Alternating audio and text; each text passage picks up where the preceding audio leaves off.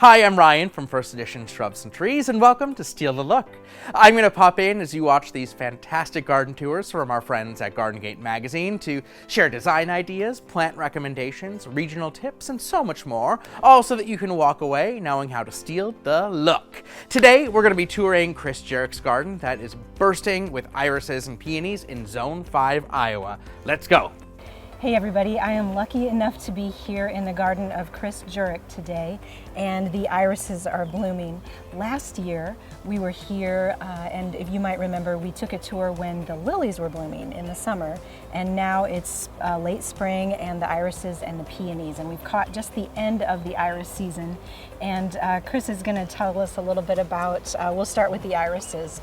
And so you haven't been growing irises too terribly long, have you? No, I got into this when I went to a seminar given by Kelly Norris down at Des Moines Botanical Gardens.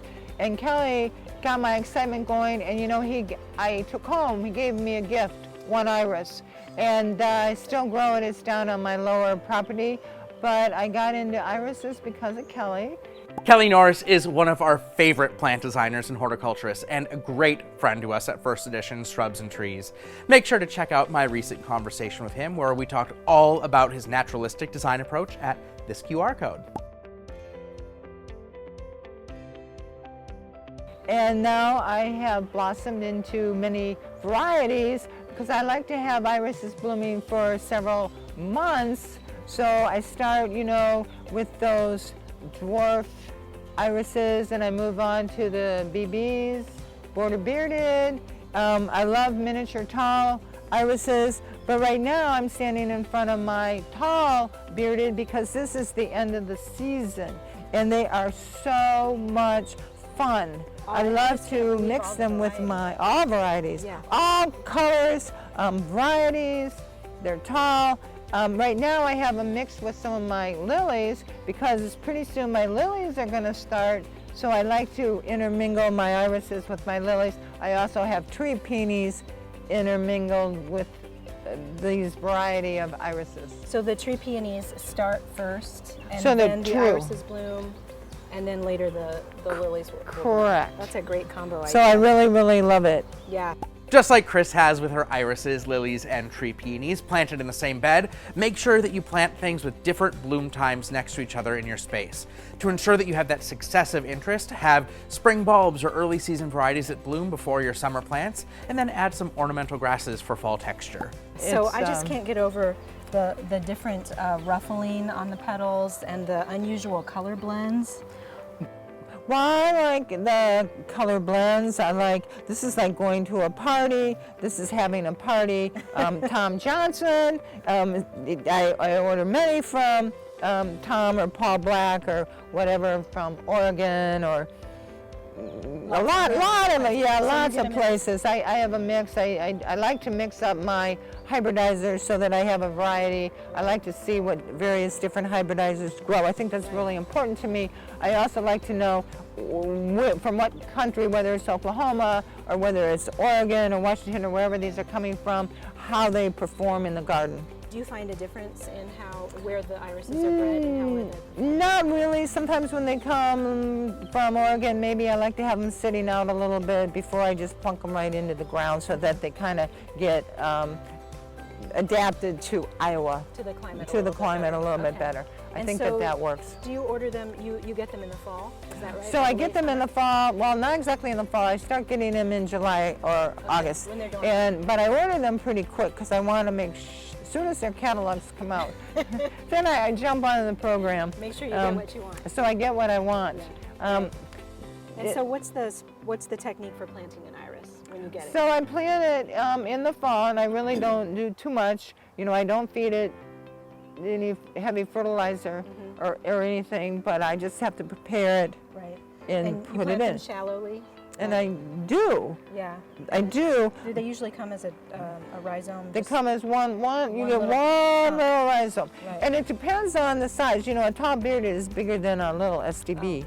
A lot of people like to plant in spring, but fall planting is actually the ideal time because temps are less harsh at planting and in the next couple of months, which gives your plants, and more importantly their roots, more time to establish in their new home. Because even though air temperatures might be freezing, the soil stays warmer longer. Sure. And I also buy from fundraisers. When the different clubs, you know, they all have different society, whether it's a SDB or a BB or whatever, and they have fundraisers, and I try to contribute to the fundraisers. But I'm also into Siberian irises, you know. I've been into Siberian for a very long time, and these are down here. And they're almost done now. They're almost done as well. But I like to grow those, especially among my peonies, to add some blue, purple. Well, now there's yellow. There's a mixed blend, but I like to add them to my peonies especially. It's a great contrast. But I grow a lot of variety because I like to make arrangements, and then I'm able to put together an interesting arrangement. So pretty. They're so striking. Being able to cut flowers and foliage for arrangements straight from the garden is such a treat, and it saves time and money that you would have originally spent going to the store.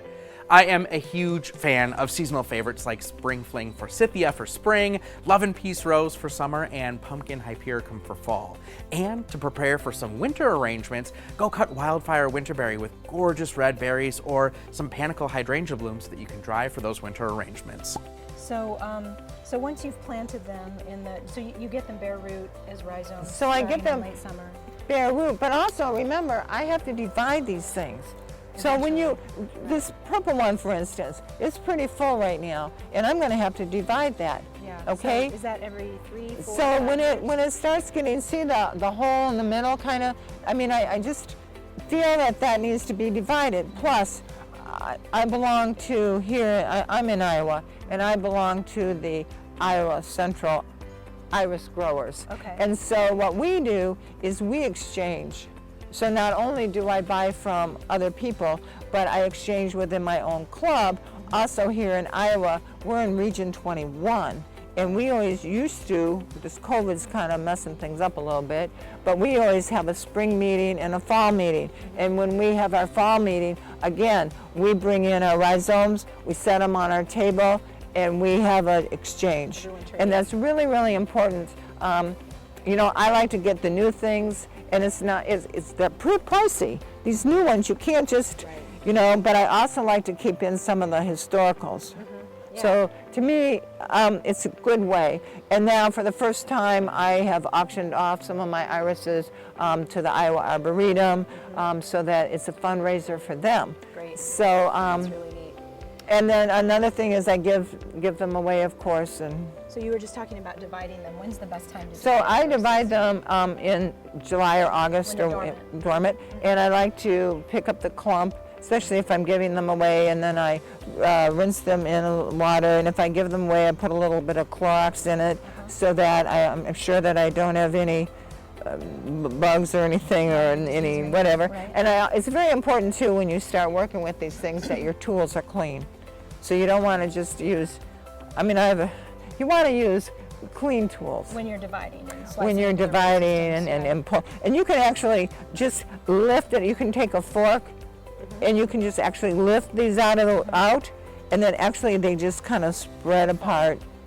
So do you dig the whole, like this big one that you think needs Yeah, dividing? I'm gonna dig that all out.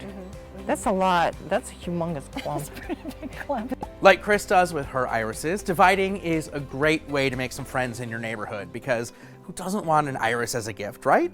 But dividing is also great if your plant starts to get crowded or overgrown like Kris had in her garden. I love the orange beard. Oh, the orange beard. Beards are really interesting, you know. They can be pink, blue. I have one over here. So I've been deadheading, so you can see that I've got some that need to be cleaned up a little bit. It's a lot more fun when they're clean, but these beards are more yellow, and they have more of a lavender-like underneath that And then you were just yellow. showing me horns. And then I really want to show you these appendages that are on some of these, and they are fantastic. That one hasn't been deadheaded yet, but maybe if you look at that, see, now look at that. That's amazing. Look at that It beard, looks like a and then little you've got caterpillar that sticking out. like little caterpillars, and these are all appendages, and I am finding that I am in love with these appendages. Is that they a are new so. Is that a new thing into the It is a new thing. We have a category now, space agers. I love space agers. Oh, And then very the cool. more funkier the flower, it's really, I call them funky. It's really fun. Yeah, it is really fun. So So when they're blooming, you like to deadhead just to kind of... I like to the- tidy it up. Right. During bloom season, people are here pretty much daily coming into the garden. Usually I just pop it right on off. But And so this is how you can keep the focus on the beautiful yeah, I don't want them to look Yeah. at the spent flower. Yeah. And you pretty much have to keep up on a daily basis. So for me, I like to come up here kind of at the end of the day when I'm done, because even if I deadhead early in the morning, by the time the end of the day comes, there are some more that need to be deadheaded. That makes sense. Depending on what plant you're working with, deadheading is an important, simple gardening task that can provide some awesome benefits to the garden. For example, if you deadhead any of the Magic series of crepe myrtle after that first set of flowers, you get another flush of blooms later in the season. Same thing can be said for other plants in the first edition's collection like Delta Blues Chase Tree, Campfire Rose, and Sweet Tea Gardenia. Well, so this is just the beginning of the garden tour here. So let's take a little. Let's walk right. down and look at the peonies. All right.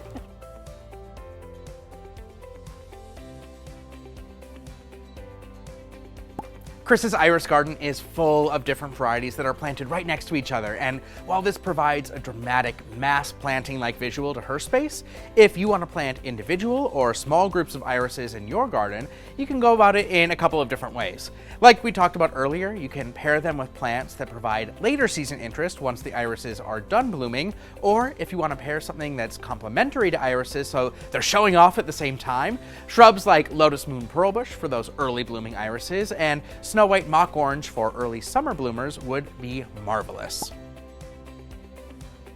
So we're leaving the iris garden and we're headed down toward where you have most of your peonies planted, right? But in between there, we have this beautiful hillside planted up with hostas. Now, this is where it all started for you, right? Right. So my first love, I became a member of the Russell Hare Hostas Society, and so I started with hostas long time ago.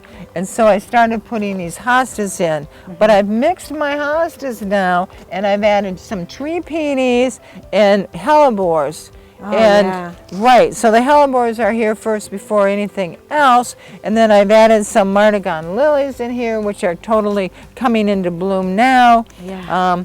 And Martagons take shade. Martagons take shade. That's unusual. But I really love it in March when all my hellebores, and then we get into the hostas. Oh, And then even in the hostas, I've also added some tree peonies. And the tree peonies take part shade. And so they take part shade. If you have a hosta garden in part shade that needs some pops of color or added interest, add Jetstream Hydrangea to your must-have list. Jetstream thrives in part shade and packs some amazing multi-season interest in just one plant. Okay. I have a couple tree peonies still in bloom on this row here. Right? Oh yeah, there. And, And so they take part shade. they do. And the herbaceous peonies which are They still really blooming like now, more sun. Herbaceous really like more Really sun. need more sun. Yeah. Okay, Tree peonies great. take a little bit more shade. So that's why I So put them here. tree peonies are earlier blooming, and they're a good combination to put with hostas. Then Absolutely. I didn't know that they took that much shade.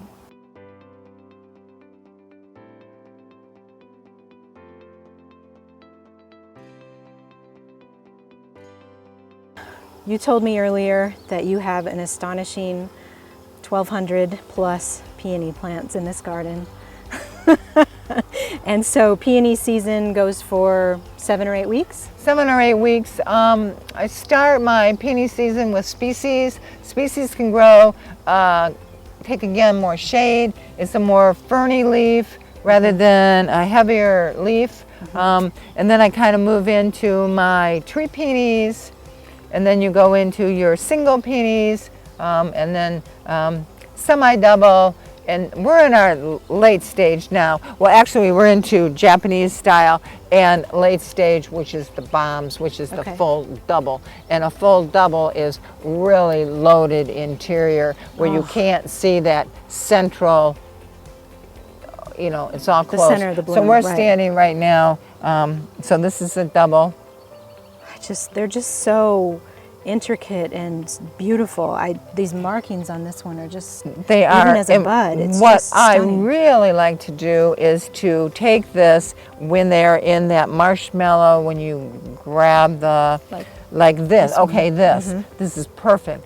And when you bring it into the house and you put it in the vase, you strip off some of the leaves, you put it in that vase, and the next morning, it's just huge. So that's the time And to, it's so pick beautiful. to pick it. Marshmallow. Exactly. Okay. But I'm also picking them now, and I am wrapping them up in a little newspaper, and I put them in a Ziploc bag. I don't seal that bag, but I put them in a bag, and then I put them in the refrigerator because I want to save some of these. Well, I'm actually practicing. Okay, for me, I'm practicing so that I can take them out of the refrigerator, have it open in water, and enter it into a flower show.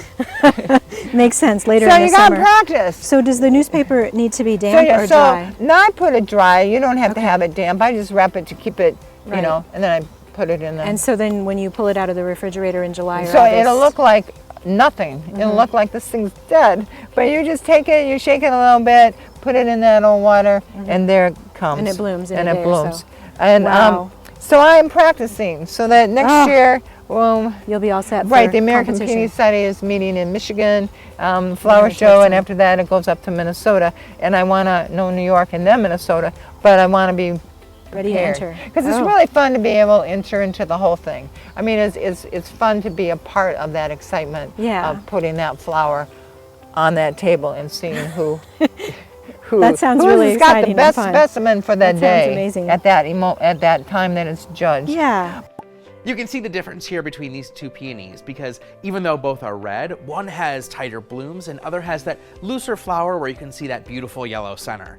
So if I was going to pair something with that second one, I would choose something that has either yellow leaves or yellow blooms to help that yellow center really pop. But then moving down, well, okay, this so is this is a serious one. You know, that's the big red double, and then we move into more the Japanesey, and the Japanese have got a center that you can see usually that inside. These the stamens? These are all the stamens, and sometimes they're one color, and sometimes they're multiple colors, and These look like water lilies almost. they do look like water lilies, and it's So beautiful. really okay. You can't see any of the pistils or anthers in this, but you see the stamens. So And then Roy Clem of Song Sparrow, that's no longer in business, sad to say, and a lot of people are really sad about this, me included.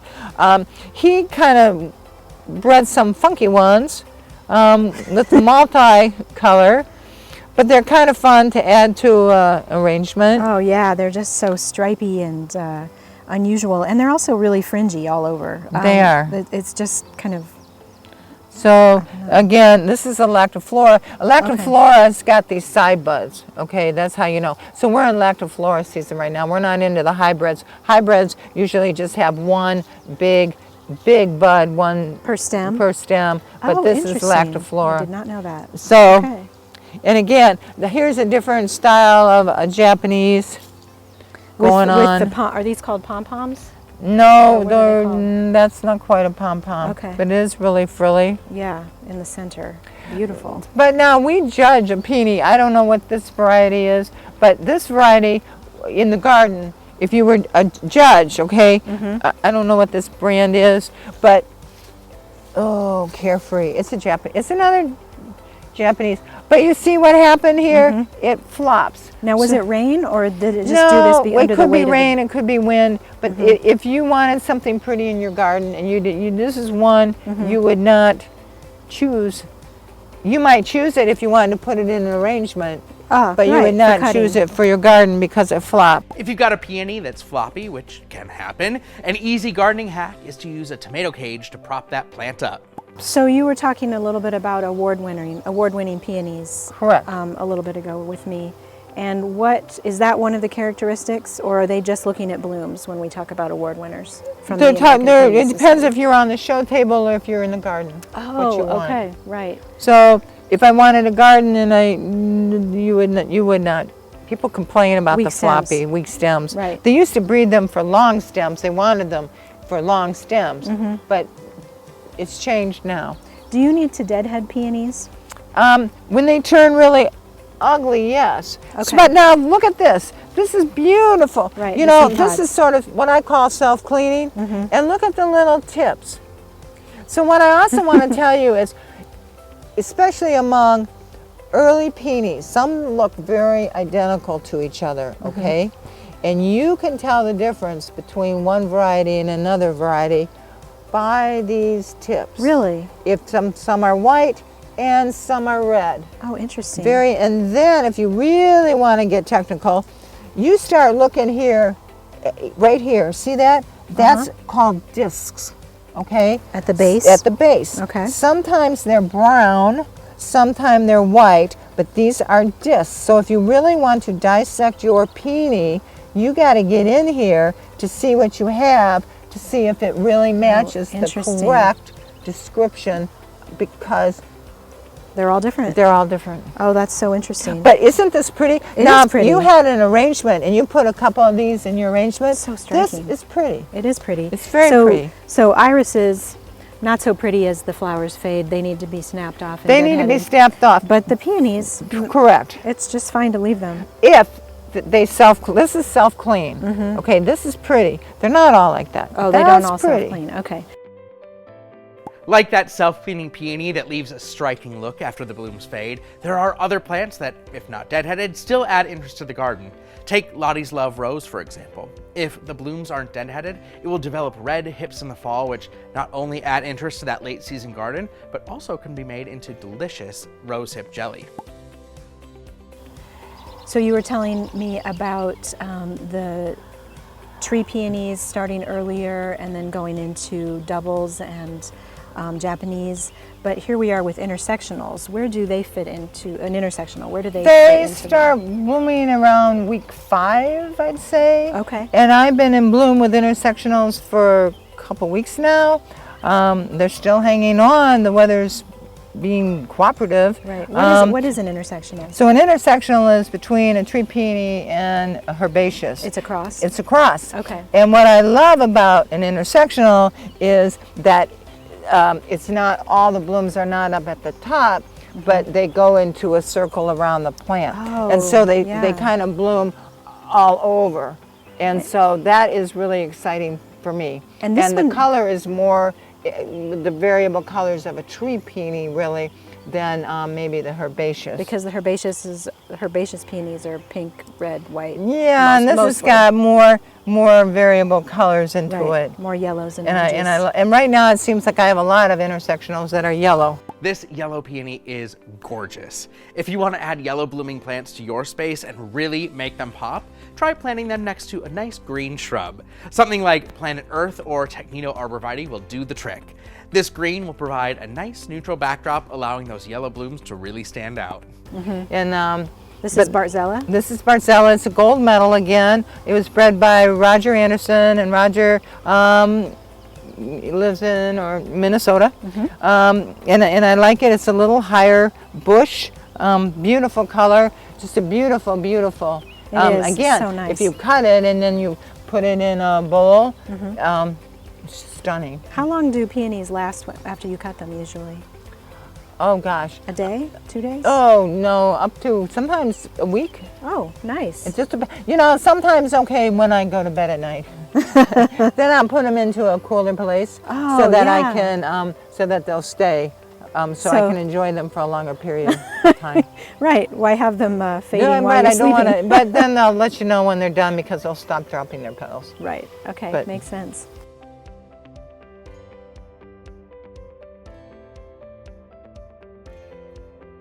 So here's another amazing color combination that's an intersectional. We have 2 different colors on the same plant.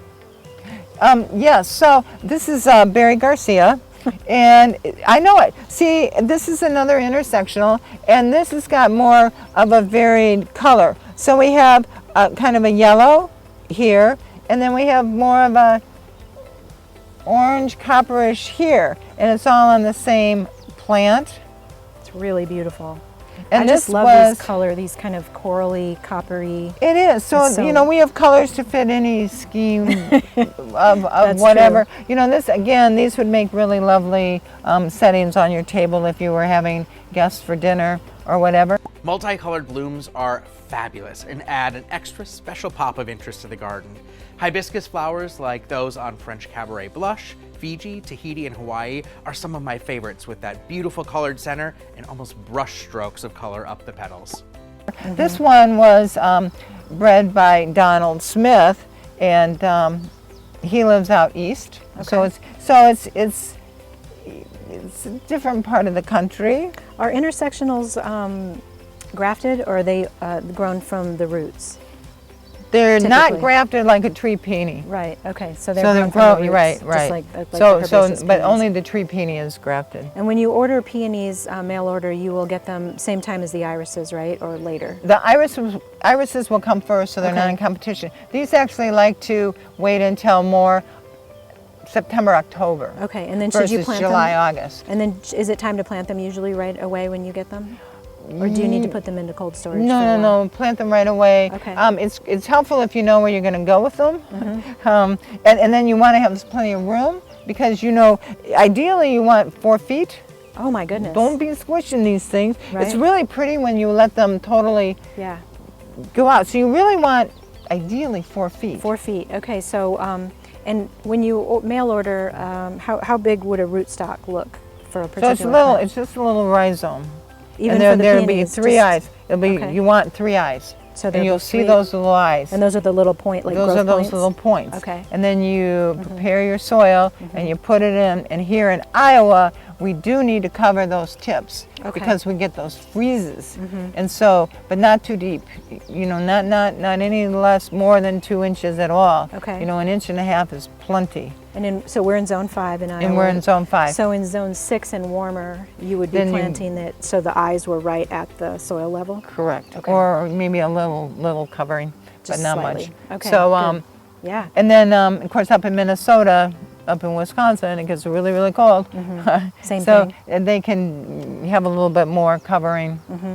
Kris's winterizing tips are great for those wanting to garden with peonies in cold climates. Here are a few extra winterizing tips for all of you cold climate gardeners out there. If you've planted something new this year, make sure to mulch around the base to add that extra layer of winter protection. Protect any containers that you have by either moving them into an unheated space like a garage or a shed, move them together, and wrap the base in a blanket. And above all, make sure that you're planting things that are rated for your hardiness zone so that they'll be able to withstand those cold temps.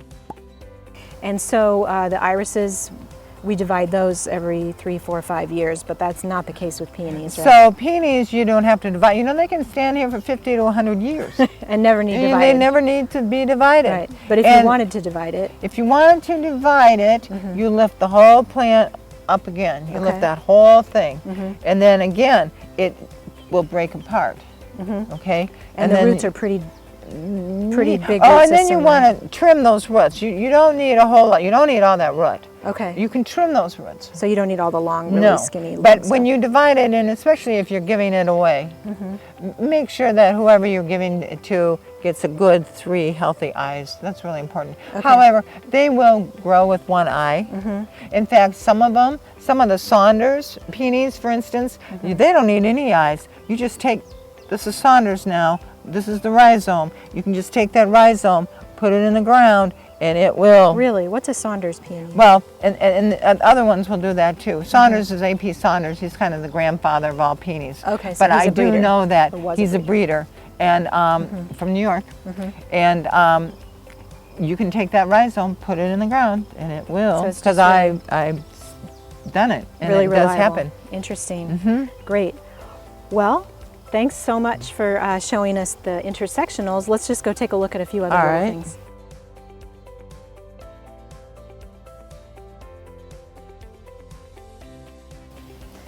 This one's really fascinating because of the dark stamens that match the petals. Absolutely. We're standing in front of hot chocolate, and hot chocolate is another lactiflora. It's a Japanese, and it's got a little bit of more complexity going on in the center here. You see that? This peony with that dramatic deep red is absolutely gorgeous. And if you want some other plants that have that dramatic red bloom, you can't go wrong with Sunset Magic Crepe Myrtle or Paint in the Town Rose from our friends at Easy Elegance Roses. Is it fragrant? Not like the one that we're standing next to. It has a light fragrance. But if we But up here- moved up ahead, now this is Carrera, bred by Bigger, and this has got huge heads, absolutely super fragrant.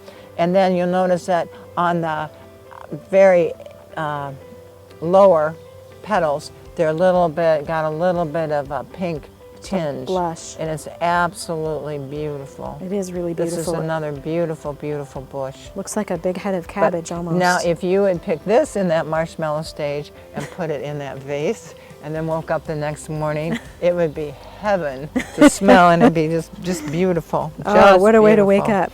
It is. It's So- just beautiful. I'm seeing a few ants. Everyone always has the question about what the relationship between ants and And they peonies is. did. I did have that question this year. Oh, don't ants help open up the flower? No. So the ants, when they have this little bud, sometimes they have, it oozes out some Nectar. sap, some little nectar, and that's what the ants go for. They're harvesting. And they are. So the ants do not help this flower open, not at all.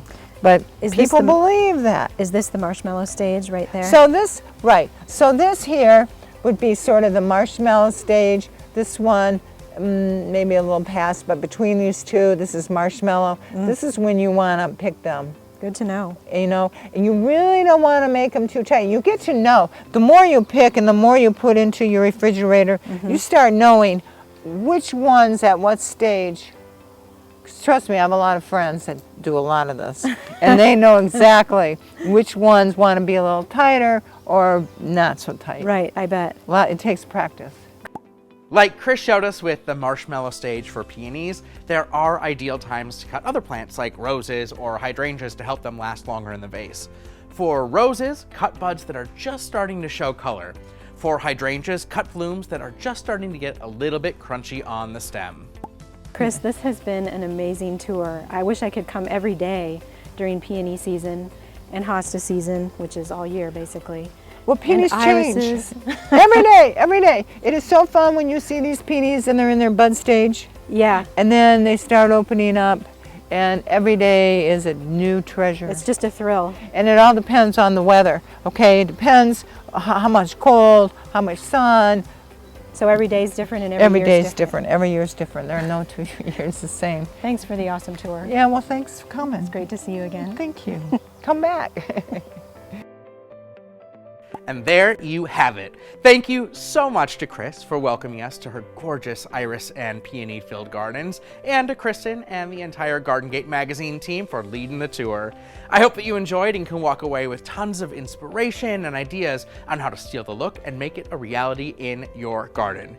Make sure to share your gardens with us at First Edition's Shrubs and Trees, because I always love to see what you create. And thank you so much for joining us on Steal the Look.